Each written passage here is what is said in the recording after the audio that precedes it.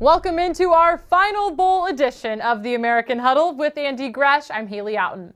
We're gearing up for the marquee bowl of the season in the American as undefeated UCF prepares to take on LSU in the PlayStation Fiesta Bowl on New Year's Day. It's been another remarkable season for the Knights. They sit at 25-0 heading to Glendale. How surreal is it that UCF was able to put together a perfect season under a first-year head coaching staff? Yeah, I think it's amazing. It goes to show what Scott Frost built last year, and it goes to show how good a coach Josh Heupel is, that he comes in and maintained that level of excellence. And luckily for a lot of us and a lot of people around college football, they can recognize what UCF has done over these last 2 years. While there may be 12 people who sit around on a committee in a room who don't get it, I think everybody in college football now realizes that this program is here to stay, in part because of what happened going from Scott Frost to Josh Heupel, and they went undefeated once again this year. UCF has been a team that has fought through some serious adversity this past month. Quarterback Mackenzie Milton suffering a devastating leg injury against USF just a few weeks ago. Andy, how inspiring has it been to not only see the team, but the country rally around him? Yeah, I think it goes to show that Mackenzie Milton has a national profile. He was a Heisman candidate coming into the year, and I think that there is something about the kids from the islands that people gravitate to.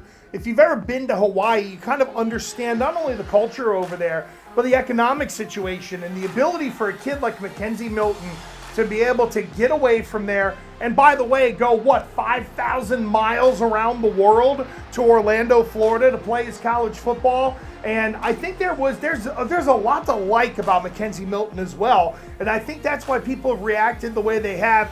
That and the fact that, people look at UCF and say they're that little engine that could, and he's the guy who is driving the train in that little engine. So I do think there is a Cinderella element to Mackenzie Milton, what allows fans to really romanticize the time that he spent at UCF.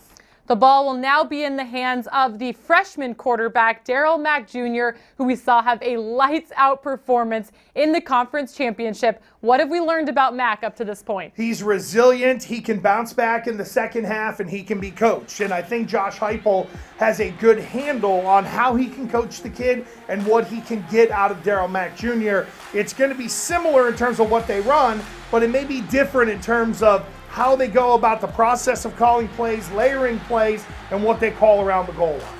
Third New Year's Six appearance since 2013, 3 head coaches during that time. How does that speak to the consistency of the brand of football they're playing in Orlando? Haley, it says it all, that they're 25-0 over 2 seasons, and they get a crack at a team out of the SEC, because we hear all the time about, and I heard this argument, oh, well, why should UCF move up if they don't have Mackenzie Milton? Well, any other program that loses their quarterback, they get an opportunity and get credit for a win with their backup, which is what the College Football Committee didn't give UCF with Darryl Mack in there, and they showed the ability to come back in that game. Again, I don't know what more UCF needs to do to be, I guess apparently they got to go 40-0 before anybody gives them the kind of respect they deserve, but a win against LSU allows them to say, hey, listen, if there are certain teams in the Southeastern Conference where you think we can't match up, well, they beat Auburn last year. They beat LSU this year. How many more do they got to beat before they finally get invited to the dance? So for UCF,